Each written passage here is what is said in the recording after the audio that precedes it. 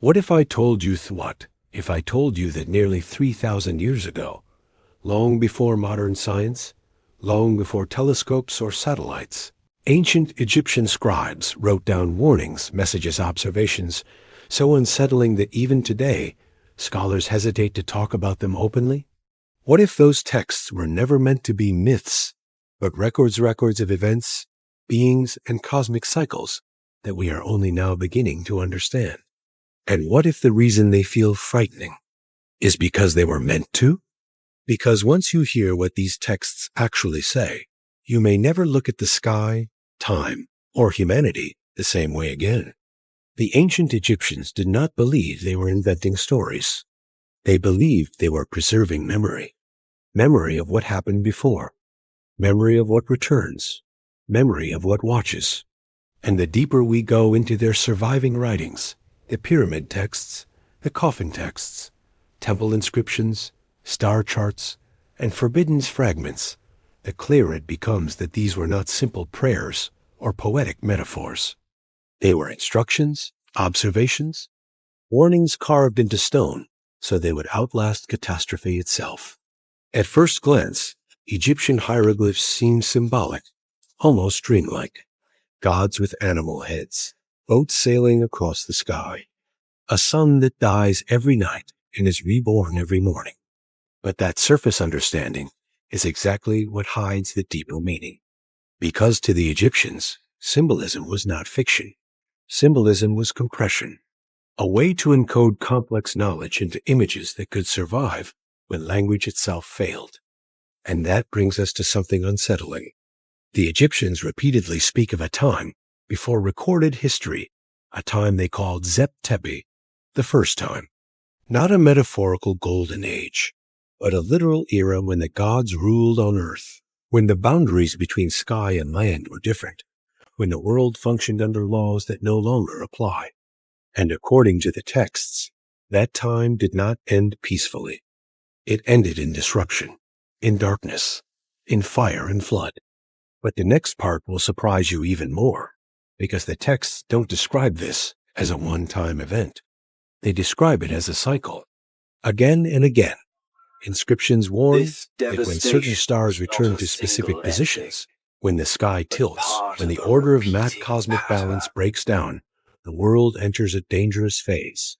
Crops fail, kings fall, the gods withdraw, and something else approaches. One particular text speaks of the sky collapsing in upon itself. Another describes the sun behaving strangely, burning differently, moving wrong, becoming hostile.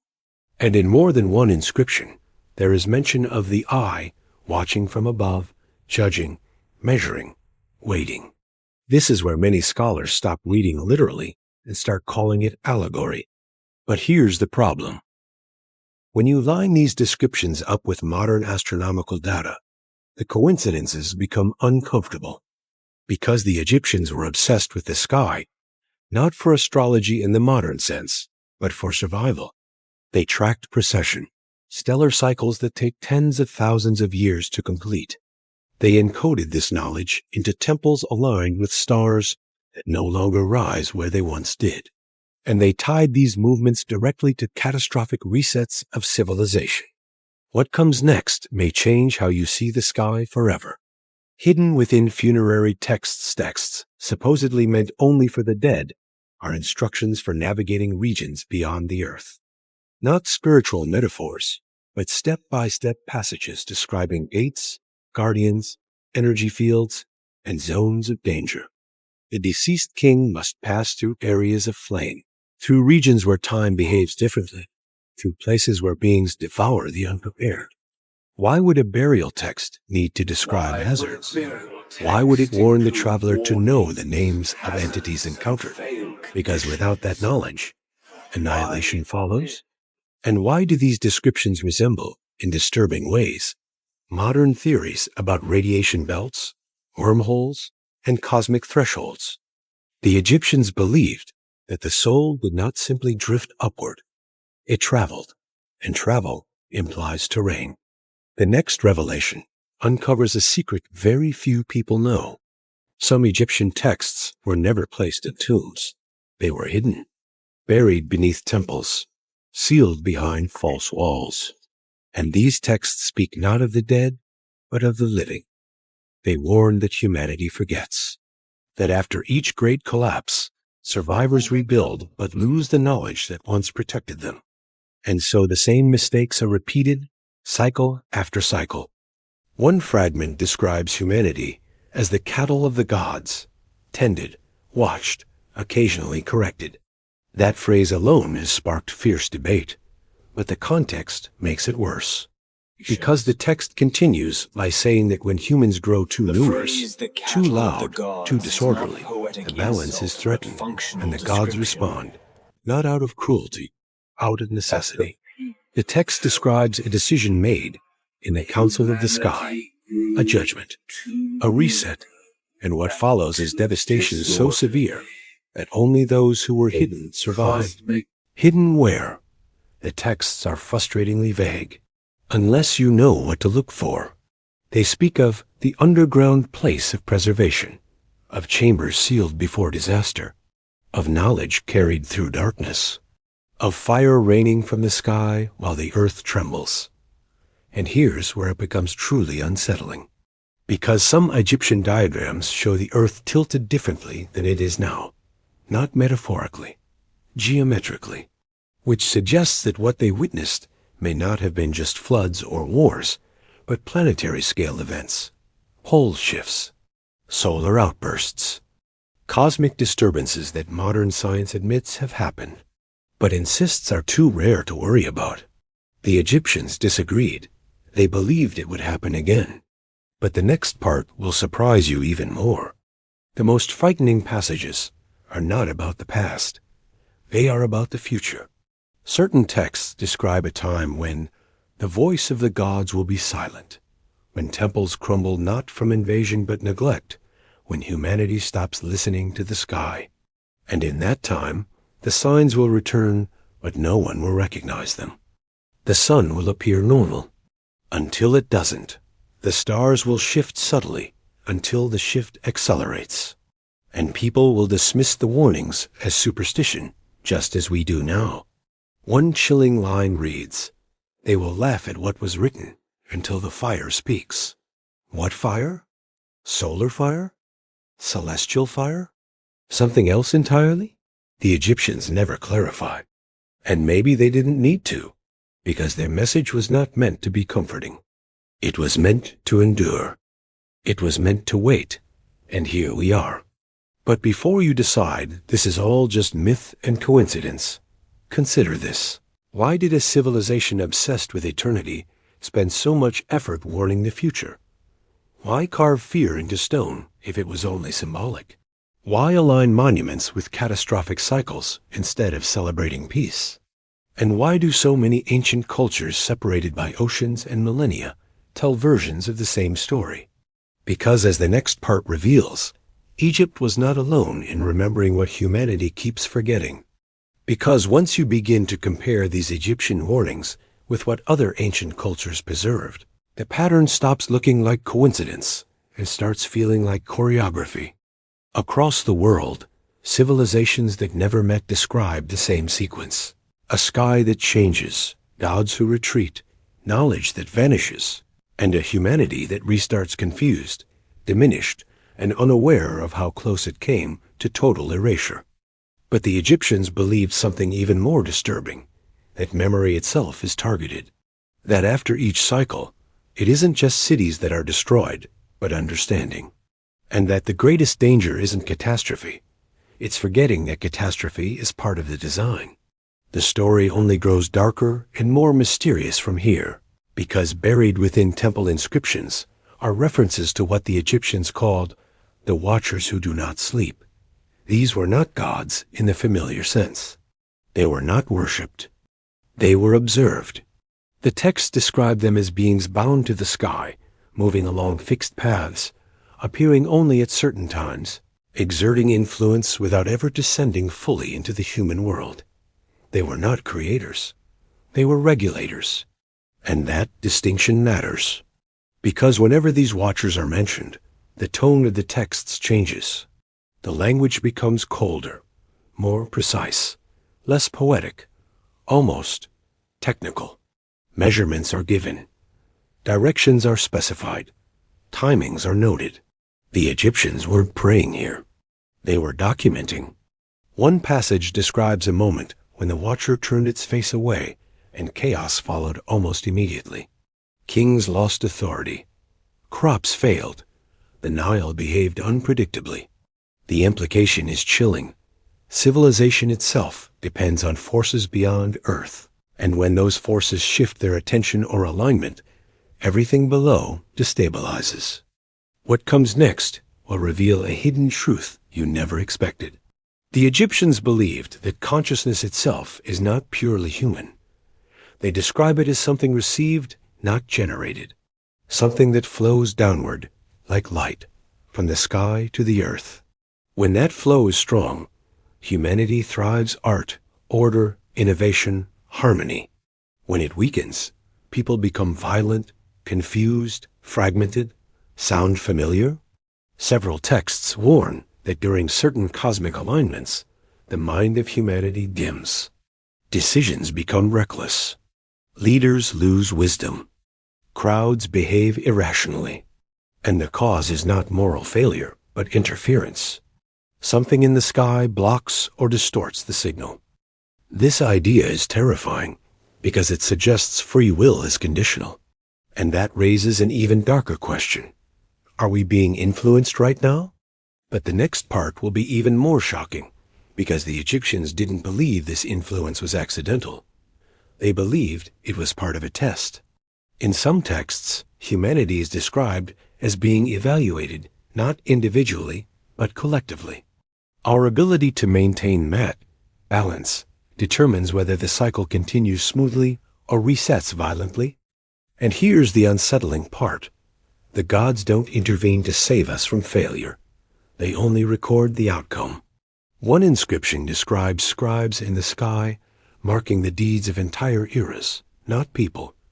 Ages of harmony are noted briefly. Ages of chaos are described in painful detail. And when a certain threshold is crossed, the tone becomes final. The judgment is not angry. It is procedural. This is where the myth of the weighing of the heart takes on a far more ominous meaning. It wasn't just about the dead. It was about civilization itself. Humanity's heart, collectively, is weighed against truth. And if it is found wanting, the cycle does not continue. The next revelation uncovers a secret very few people know. The Great Pyramid was never meant to be a tomb. That statement alone unsettles mainstream history, but the evidence becomes harder to ignore the closer you look. The internal chambers show no signs of burial use, no inscriptions, no funerary texts. Instead, the geometry is precise beyond necessity. The alignments are exact beyond symbolism. And the materials used suggest an understanding of energy, vibration, and resonance that shouldn't have existed unless it was inherited. Some Egyptian writings hint that the pyramids were constructed using knowledge from the first time. Knowledge given, not discovered. And their purpose was not to honor the dead, but to stabilize something. What exactly? The texts use a phrase that has been deliberately mistranslated for generations. It does not mean ladder to the sky. It means anchor of heaven. An anchor doesn't help you ascend. It keeps something from drifting. The implications are staggering. What if the pyramids were designed to hold something in place? To stabilize the Earth's relationship with the sky? To mitigate the effects of cosmic cycles that would otherwise tear civilization apart? And if that's true, what happens when those systems fall into disrepair? The story only grows darker from here. Later Egyptian texts, written centuries after the pyramids were already ancient, express fear, not reverence. Priests lament that the old knowledge is lost, that rituals are being repeated without understanding, that the words remain, but the power is gone. One text openly states, "We speak the language, but the sky no longer listens." That line alone suggests a terrifying possibility. Whatever protection once existed was failing. And then the warnings intensify. The texts begin to speak of a coming age when humanity believes itself supreme, when people deny the sky entirely, when knowledge becomes fragmented, specialized, disconnected from meaning. And in that age, the signs will return, but will be misinterpreted as random events. Solar storms will be called anomalies. Seismic unrest will be called coincidence. Social collapse will be blamed on politics. And the true cause will remain invisible. What comes next may change how you see the present moment forever. One little-known inscription describes a future time when iron birds fill the sky and voices travel without mouths. Scholars laugh this off as poetic imagination. But the Egyptians weren't imagining the future. They were extrapolating patterns. They believed that technological advancement always precedes collapse, not because technology is evil, but because it creates the illusion of control. And when humans believe, they no longer need the sky. The sky reminds them otherwise. The next part will be even more unsettling, because the texts don't say this future is distant. They describe it as the time of forgetting before the return. A brief window, a calm before the correction. And here's the chilling detail most people miss. The Egyptians believed that not everyone is meant to survive the next cycle, not because of punishment, but because of resonance. Those who remain aligned with truth, with balance, with awareness, will perceive the signs. They will feel the unease before it manifests. They will sense that something is wrong long before disaster strikes. Others will feel nothing at all until it's too late. This is why knowledge was hidden. Not everyone was meant to access it at once, and that raises a disturbing question. Why are these texts resurfacing now? Why are translations accelerating?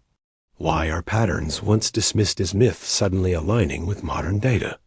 Because, as the next part reveals, the Egyptians believed that the knowledge would awaken itself when the cycle reached a critical point, and that those who encounter it would feel compelled to keep going, to keep searching, to keep watching, unable to look away, sensing that something enormous is unfolding just beyond the edge of understanding. And now, as everything you've heard begins to settle, every warning carved into stone, every cycle remembered and forgotten, every sign written for a future that looks hauntingly like our present, this is the moment where it all comes together. Because these ancient voices were never meant to terrify without purpose. They were meant to awaken. They were meant to shake the soul out of sleep and remind humanity that history is not random, that the heavens are not silent, and that God has always been speaking long before we learned how to listen again. From the earliest Egyptian records, we've seen a pattern emerge. Knowledge given, order established, humanity thriving under divine alignment, and then forgetting. Again and again, the texts warn that when people turn inward, when pride replaces humility, when the sky is ignored and God's order is dismissed, the world begins to fracture. Not all at once, but subtly. Minds grow restless. Hearts grow heavy. Truth becomes blurred. And the signs return just as they always have. These writings were not preserved by accident. They survived fire, flood, conquest, and time itself, because their message was meant for a moment like this, when humanity stands at the edge of knowledge, yet struggles with wisdom. When technology advances, but the soul feels emptier than ever. When people search the sky for answers, while forgetting the one who placed the stars there. What you've heard is not just history. It is not myth. It is a mirror. A reminder that God has always warned before he corrects, always called people back before judgment falls, always left witnesses etched into stone, written into scripture, carried through generations, so that no one could say, "We were not told." And here is the truth that ties it all together. Knowledge alone does not save. Awareness alone does not protect. What matters is alignment with truth, with humility, with God.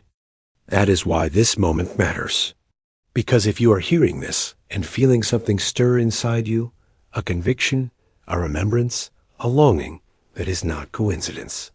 That is the Spirit calling you back to awareness, calling you to reflect, calling you to respond. So now, I ask you, don't let this end as just another video. Take a moment and write in the comments.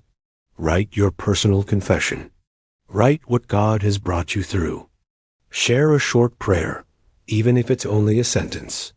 Testify about what God has done in your life, because your words may be the very thing someone else needs to read to keep going, to believe again, to return to Him. And please don't keep this message to yourself. Share this video with at least 10 people or more. Family, friends, anyone you feel led to reach. Because when this message spreads, it's not algorithms that are at work. It's purpose. It's obedience. It's God's Word moving from heart to heart, waking souls, restoring awareness, and planting seeds that will grow long after this moment passes. This is not just content being shared. This is teaching being carried forward. This is truth being preserved. This is God's message continuing its journey through you. And as more souls hear, as more hearts awaken, as more voices testify, the cycle of forgetting is broken. And what comes next depends on how we respond, right?